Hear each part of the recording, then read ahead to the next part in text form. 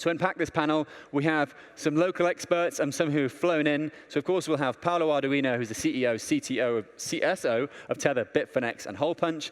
Giacomo Zucco, everybody's favorite Italian commentator, Bitcoin consultant, and educator. Samson is the CEO of Jan3. He's going to be our moderator today. And Marco Argentieri, the CEO of Arc Labs. As mentioned, I think he's about ready. Moderating this discussion is Samson Moe, the CEO of Jan3, and a familiar name in the Bitcoin space. He's been charged with helping governments around the world adopt Bitcoin, sometimes add Bitcoin to their balance sheet, and even incorporate Bitcoin mining so that states can sort of create a Bitcoin treasury. I think our team is now ready. Do we get a thumbs up, Paolo? Fantastic. OK, so please welcome to the stage Samson, who will break us down into this panel. Samson, the floor is yours, and you are here. That's mine. All right. Hello, everyone. It's great to be here today in Lugano again. I'd like to invite Paolo Ardoino to join me here.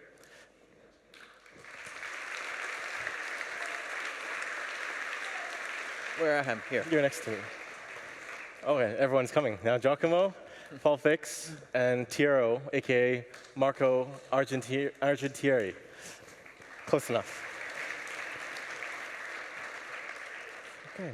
So I think we can start off with a brief round of introductions about what you're doing and if it's how it's relevant to covenants. Paolo? Sure. Paolo, CEO at Tether, and Tether is one of the companies in this world that are investing more and more in Bitcoin tech, in Bitcoin mining. And to us, understanding the future of Bitcoin as a technology is very, very important. And when we look at investments in companies that are building on Bitcoin technology, we are trying to predict if ossification is already happen or will happen, how many iterations we'll have in order to make small tweaks to what, in my opinion, is anyway already perfect, like Bitcoin. So, it's kind of a social issue, political issue, technological issue. Yeah. So I'm actually big in favor of this panel because I think we have to be very open about covenants and if they will happen or not. Giacomo, my relation with the covenant issue is that it's a debate, so people are fighting, and when people are fighting online, I'm there. But also, I am the director of Plan B Network, which is the educational initiative spanning from the Plan B initiative in Lugano to globally.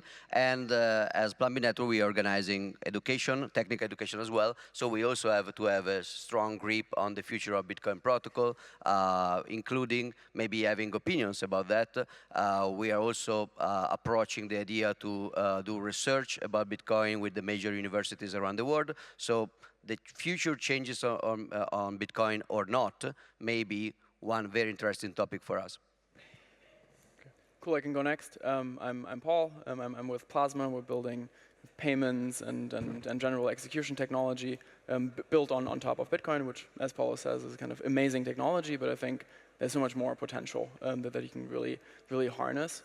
And covenants obviously are an extremely important piece of that, and kind of the view that we have in terms of like what Bitcoin Core looks like now, obviously is a major kind of strategic consideration for us as well, because like especially on the kind of bridging side, you have a lot of complexity that requires covenants, that requires opcard to be in Bitcoin Core.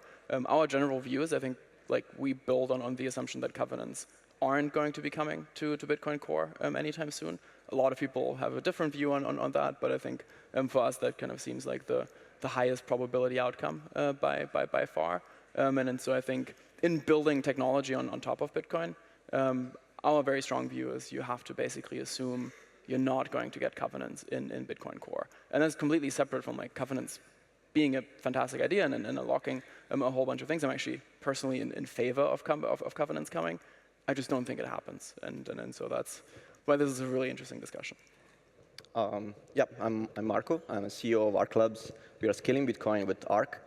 And I've been working with covenants in the last 3 years in production on the Liquid network. And I think that my experience in using covenants in real world and what led Arc and the discovery of the protocol, even though it doesn't require covenants today. But I really think that covenants will help Arc to be much better. And that's why I'm very, very excited to talk about this on the panel. All right. So Joe gave my introduction, but I'll just do a quick one. I'm Samson, CEO of Jan3. We're developing the Aqua wallet, and we also work with nation states to adopt Bitcoin. And I guess my interest in Covenants is how it can help Aqua reach more people, because we are a liquid wallet, Bitcoin and Layer 2 wallet. So we want to onboard the next billion people to Bitcoin, and to do that, we need something to scale Bitcoin. So maybe this is a bit of a complicated technical topic. Can I get a show of hands? Who's heard of covenants? OK, decent amount. So just for everyone else, just to recap, covenants are basically a way to impose restrictions on Bitcoin transactions. And by doing so, you can gain new properties. So you can create vaults where you can vault and unvault your Bitcoin. So you need 2 transactions to now spend your Bitcoin. And it's a way to potentially make Bitcoin more safe for storage. And you can also do other things like shared UTXOs, which is a way that potentially we can scale Bitcoin, because it's very expensive to own a UTXO on main chain. So there's a number of covenant proposals out there, and as we've kind of touched on, it's somewhat contentious. Maybe, Giacomo, you can start us off with a very high level of what's the landscape. Yeah, for the next 3 hours, we will examine all the no, I'm joking. We can try to cluster them together a little bit. So on one extreme, we have some proposals that do some very specific thing. For example, CTV is a very old, very studied proposal. It just does one thing. It says that when you spend this Bitcoin, you can only spend it with some transaction that you already basically predicted with some specific hash. So it's requiring you to have some template of the future transaction in advance. So it's very limited. You can do beautiful stuff like UTXO sharing, but it's very limited. Then there is something called L-enhance, so basically enhancing the Lightning Network, which is just CTV plus a couple of other things. Check signature from stack is not important, but a few other things that make Lightning way better. Then we go to something more aggressive. For example, we have stuff like CAT. CAT is a very simple opcode that Satoshi Nakamoto had removed from Bitcoin at the beginning. And Andrew Polstra, a researcher in Blockstream, discovered that if you have CAT concatenation together with the new signature we use in Bitcoin, Schnorr, we can also do very fancy stuff like covenants. And then we have something like AnyPrevout, which is also a very old proposal. AnyPrevout is a different kind of SIG-hash, so a different way to sign the transaction, which achieves the same results, probably a little bit less than CAT. And then you have the crazy stuff, in my opinion, but still very experimental, like Simplicity, which is a full-on language that, starting from the basics, can build a lot, basically generic stuff, general stuff. It's already live in Liquid, so we can experiment with that, but it's a huge change in the logic. And then there are the fancy stuff like TX hash or MET, recursive covenants, fancy Merkelized stuff that can do a lot of stuff. So the question is not just do we want covenants, but also an important question, which I think is not solved at all, is yes, but which one? Yeah, so maybe we can start talking about which one that you guys favor. Paolo, do you have a favorite? I think OpCat is probably my favorite one. It's, I think, fairly comprehensive, allows to build almost anything that we can dream about. For me, OpCat is the less favorite one, but not for technical reasons, for social reasons. I think that like Segwit2x during the block size wars, OpCat is being hijacked by people that want to create a political precedence of control over the protocol. So even if it's a good proposal, technically speaking, I still hate it. And for me, probably the best will be AnyPrevout, just because I find very elegant that you tweak the signature style, because a covenant is actually a discussion of what are you committing to. So philosophically speaking, AnyPrevout is probably cool.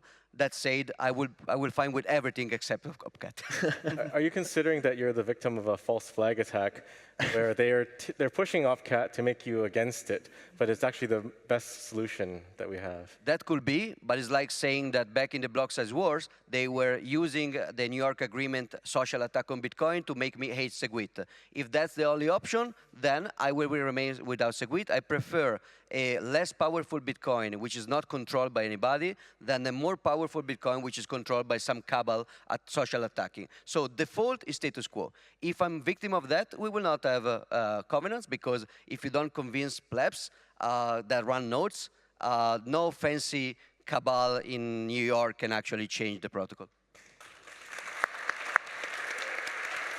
Or Lugano. I actually don't like CAT and APO for a developer perspective. I think CAT... You see the consensus here. No, I think CAT, yes. It allows you, it's very simple, so I think technically there is no real concern in reactivating CAT. At the same time, it will force developer, Covenant's developer, to do very complicated things to obtain something that and actually will be hard to debug, hard to prove it, hard to audit, because then you're really like going out. And also APO is the same way. It's true that you don't add an opcode, you just change how we sign transaction. But even then, the developer UX will be ugly, because you really need to do crazy things and figure out. I really think my side, my preference will be something more flexible, something recursive. For example, TXHash is a good option. Introspection of code also, I think, is the best developer UX. Nobody's championing, so it's fine. Simplicity, of course, would be nice. So I think if we need to think about how we can improve Bitcoin, we also need to have something that is easy to audit. It has the same philosophy of check multisig, for example, which is easy to see what's happening, easy to write scripts. So yeah, this is my perspective. Okay, Paul? No. I think, again, my view is very separated between like what I think actually happens and what I kind of think is actually the right thing to do.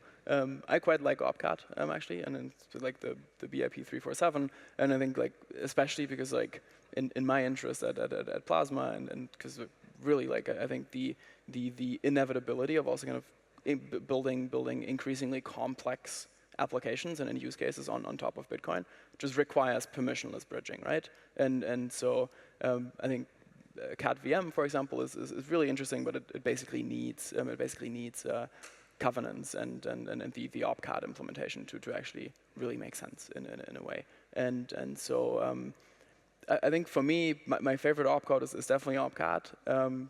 Do I think it's actually going to make it into Bitcoin Core?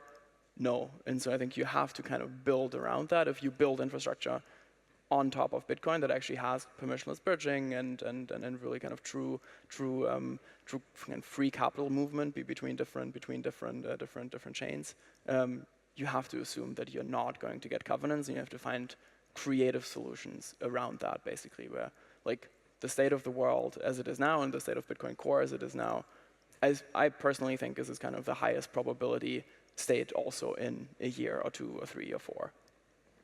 Okay, there's also an undertone in the discussion. Do we extend Bitcoin, make it more flexible, powerful, or do we ossify?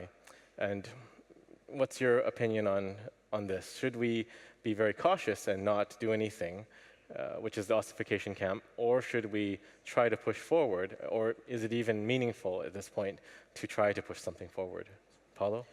Well, from my point of view, I'm happy if Bitcoin is already ossified, and I'm happy if it's not ossified in the sense that, in the end, the community should decide and, should find its own consensus.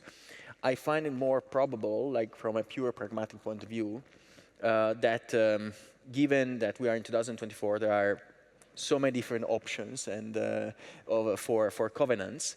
And this is also the year that we had ETFs. You have people like Saylor that are very, adamant about not modifying anything. And definitely, the more Bitcoins will be accrued on the ETF side, will create less incentives. So for someone else to stick out, to stick their neck out. In the end, it's like no one wants to be, the new Roger Ver, for example. So for good or worse, like you are in a situation where if you try to propose something, the community now is so big and is so diverse that you risk your own name, your own reputation, you will spend your life in endless battles. And so if we were in 2024 with one single proposal, at least the developer agreement, everyone would agree on one thing that would be already available, battle tested, ready to go basically in production, we might still be or have enough time to make it pass in 2024 or early 2025. I think that the more we let the time pass, ossification is reaching almost 100% certainty. Yeah. I tend to agree with Paolo on this. I will just specify, we will have a debate later about ossification with James Lop and Jimmy Song, I think maybe in peer-to-peer stage. So go check that out. But I think that some clarification are needed. For example, ossification can be descriptive or prescriptive. One thing can be we want ossification, and the other thing can be we just reached a point in which the system, as Paolo said, is too large to agree on something. If we are at that stage, the choice is not what we want, is do we want what Bitcoin already achieved, or we want to try to change it with some kind of shock approach. In that case, like Paolo, I'm fine with it. If ossification is the objective state, the only way to go forward is to push something to change the process, to take over, then I'm fine with ossification, even if covenants will be very, very cool. The other two clarifications are, ossification doesn't mean that the code never changes. For example, the internet protocol, the base level, IP version 4, is my age. It was fixed, it ossified in 1984. It never changed. But that doesn't mean that the code, which is running the firmware of a router, is not changing. It's changing every year. But the protocol rules are not changing. And also, it's not the internet which is not changing. All the layers on top of IP, TCP, HTTP, they are changing a lot. It's just the rules of the base layer that are not changing. And in this view, ossification is not a drama. It doesn't mean Bitcoin will not change. It's like saying internet didn't change since 1984. No, that's crazy. Internet changed a lot. But the fundamental rule of IP version 4 didn't. So we can probably go around that. I couldn't agree more. And I think it kind of then turns into more of a kind of philosophical debate on like, what does the future of scaling Bitcoin look like then, right? Because I mean, Liquid is live and has an implementation of covenants, and there's lots of very smart teams kind of building things around the limitations you just have fundamentally when you build things on Bitcoin. And I actually think some of those solutions will work at scale and will actually be fantastic solutions to kind of really bring more and more complex use cases to Bitcoin, really. I think the entire kind of sidechain L2 landscape that's kind of emerging, I think the vast majority of them kind of still assume that covenants are going to come, and we at Plasma happen to have a different view on that. But I don't think like Bitcoin not changing fundamentally limits how like the ecosystem around Bitcoin really evolves and changes. And there is plenty of kind of opportunity space to kind of build around the limitations you just happen to have, basically. I actually wanna make a step back in the sense that if we look just at facts, like Taproot was the last soft fork, and in 2021 we did 2 changes. And the biggest change of Taproot has been like a refactor of how script, which is the Bitcoin programming language, let's say, works. And if we don't look at the key path, which is Schnorr, which is okay, makes better multi-sig, etc. But if you look at the other change, which is the script path, which is must. This way, we're basically very simple. We can stuff, instead of 2, 3 condition, we can potentially have like thousands of condition. To me, it sounds like an alien came from the future and made this change to allow script to do better, to be at the full expansion, to be at the full version of itself. So to me, it sounds why we did that. Why we did that if we don't want to increase the script expressivity. It sounds like something we did for nothing. And maybe the answer is like, okay, maybe it's a human social condition. It's not a technical really debate. It's like, who's now championing? Like, who's now the person reputable enough, and at the same time that really has the courage, like as Paolo said, to take bad opinions, and people will attack this person because, of course, they will have many people. But if you don't have people like this that champion and do their job, I think it's a defeat. I will call defeat for the script, for Bitcoin script. in my opinion. It's like, why we did this? Like, I would lose faith, I would say, in a way. But of course, I'm more like against on the general opinion of the others. But yeah, for me, it's like a no-brainer. Covenants will happen. It's just a matter of when, maybe. So I don't know if it's a holdover from the block size wars or what, but it seems to be there's a trauma now. So when someone wants to, yeah, PTSD, it seems to be when someone wants to champion something, like we have a case study here, Jeremy Rubin with CTV, right? He went hard to champion it, and everyone said, stop, don't do that. So is it just that we cannot do that anymore? We can't champion anything because the instant reaction or autonomic reaction is you're trying to pull a fast one. And maybe that is to do with fear of unforeseen circumstances, like Taproot enabled kind of, you disagree, right, Giacomo? It enabled ordinals, kind of. Actually, or the affinity I do scam. disagree. Well, the affinity scam claimed that Taproot enabled ordinals or inscriptions, but it was completely separate. It's just a scam. There is no relationship. Taproot is a good upgrade, and it didn't enable directly anything. It was a separate bug on Bitcoin Core that enabled inscription bypassing some mempool filters, but it's nothing to do with Taproot. But basically, what you're saying is that we are traumatized from the wars, and I agree with that. The problem is that traumas have a reason. When you suffer some kind of attack, it's good to learn that you did suffer an attack and that could happen again. So the New York Agreement created a precedence. So now the fact that we look at who is doing the proposal and how he's doing the proposal is not a bad thing. We just learned to react to some situation. What I think is that must happen is that the proposal, the champions must also learn how to propose. For Bitcoin is like a non-Newtonian fluid. You know, this kind of stuff where if you put the finger softly, it just goes down. But if you punch it, it's like rock. Bitcoin is the same. If you try to spend years and years with a lot of patience, a lot of preference to explain why something good, eventually, maybe you can make it. If you punch it to try to make it, Bitcoin must be as I want, Bitcoin will react bad, even if the proposal is good, like in the case of CTV. I think it's good, but Jeremy's actions just made us react like that. So I guess that one thing is patience. Even patience goes around the fact that the further we go in time, the less likely it is that we can pull it off, of course. So I understand the pressure, but still you need patience.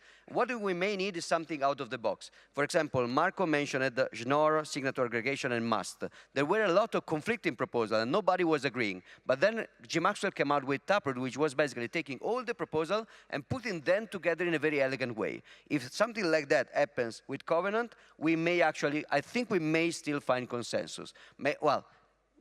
Maybe without Sailor, if Sailor is distracted. Yeah. Well, the way I see it playing out is there's too much conflict right now, and we might end up just agreeing on simplicity, because simplicity is a ways away, but maybe we need that time to get to the point at which we all agree, and it offers that extensibility without locking in, because right now we're fighting for one specific thing, which is covenants, but next year, maybe there's a new thing that you want, and we're going to have to fight for that thing. So maybe the best way forward is to just go for full extensibility. But then there's the concern about minor extracted value and unintended consequences. Paolo, do you have any thoughts on that dimension of it? Well, I think the realization, to me, is that Bitcoin has changed over the last many years, right? So we have the ETF this year. It feels like also our community changed. For so many years, we fought battles to make Bitcoin understood and adopted by the world. Now we made it. And now what? Right? So where we are going to spend our energies? Like, does Bitcoin need us in the same way it needed us in the last few years? So that is the thing I ask myself. Is it cool to say that we are Bitcoiners, or how we will be cool in 5 years? Like, where all the Bitcoin anarchists, all the cypherpunks and so on, that we achieved our mission. That was, Bitcoin is here to stay. Now everyone agrees that is probably the best thing that ever happened after sliced bread. So now that we created this situation ourselves where everyone is investing billions and trillions of dollars in Bitcoin, shouldn't we have tried to make all the changes that we wanted to Bitcoin before really pushing hard? So actually, we are suffering from our own success, and I just think that everything changed with this year, and so I'm more like, I'm very curious to see how this community will change, and it's going to be entertaining, one way or the other. I mean, as I said, if covenants will come, I'm happy. If they will not come, I'm happy as well. I think that there are existing solutions like Liquid. Anyway, you guys are already building on Liquid, right? So, or there are other opportunities. So I find it like, I think Elon Musk said that the most likely outcome is the most entertaining one. I think is also going to apply to Bitcoin. Paul, any comments? No, couldn't agree more. I think it's also like it's deeply political now too, right? And so I think you're completely right that like the community makeup has changed so much, and I think that just makes it very hard to like come to any consensus on this. And so I think taking the bet that like it stays as it is seems like the highest probability bet to me. I agree very well on the point of Paolo when he says like.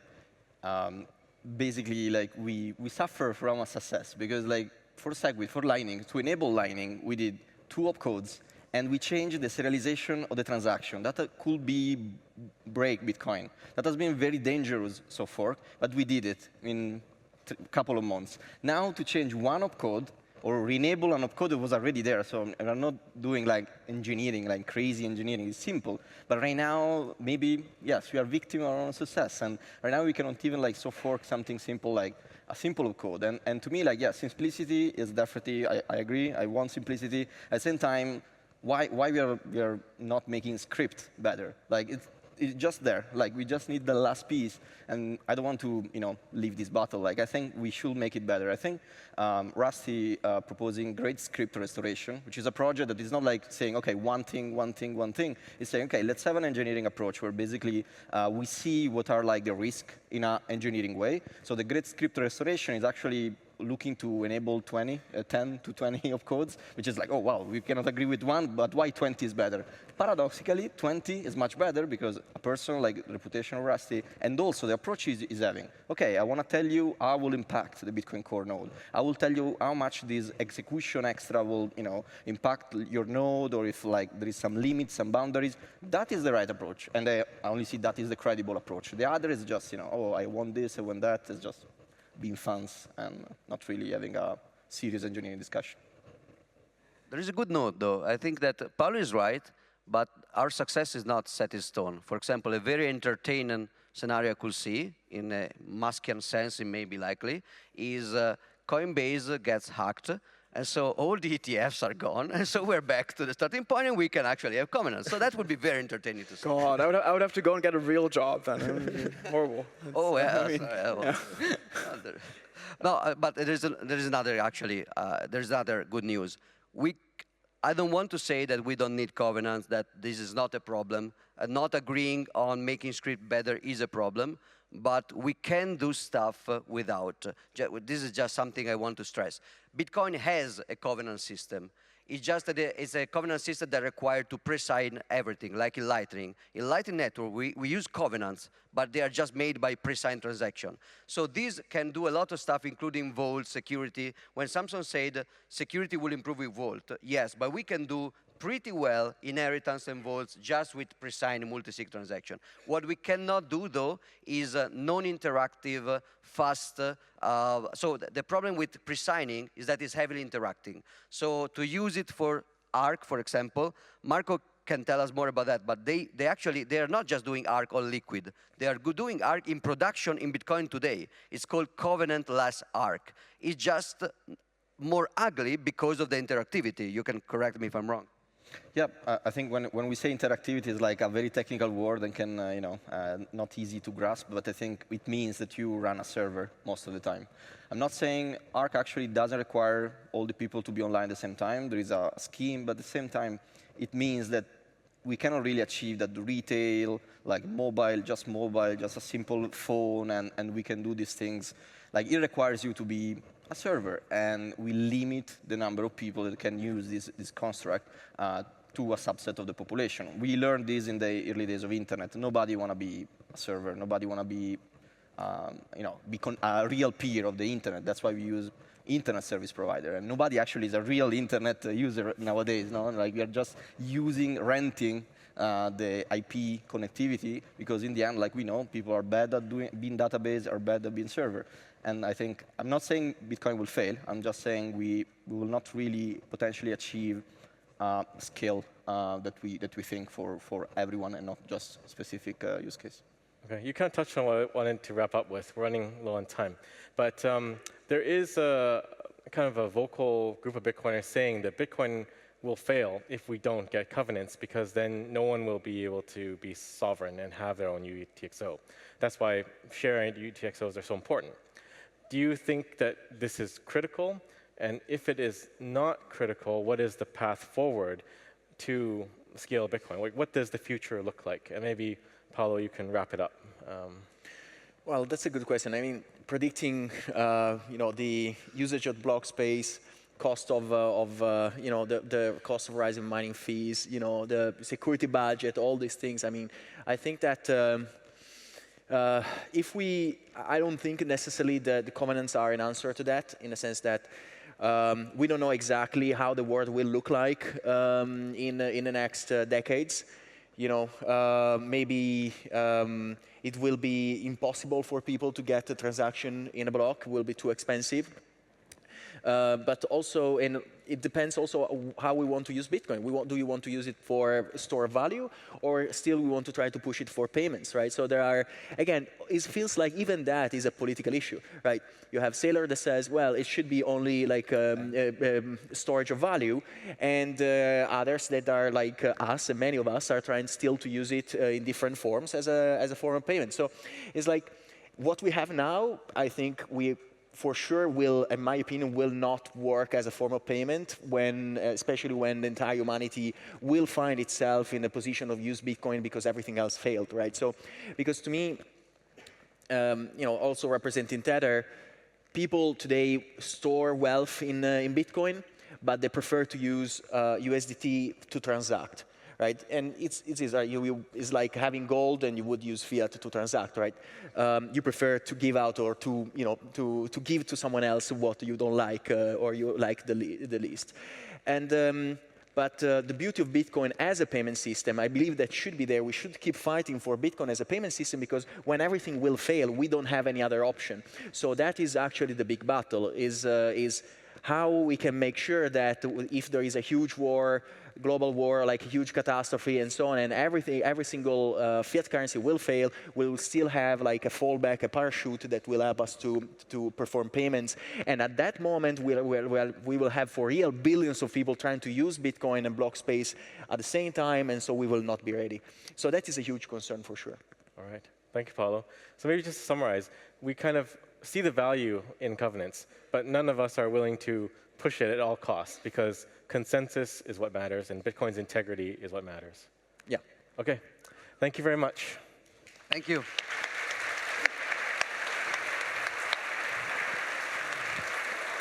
Shall we?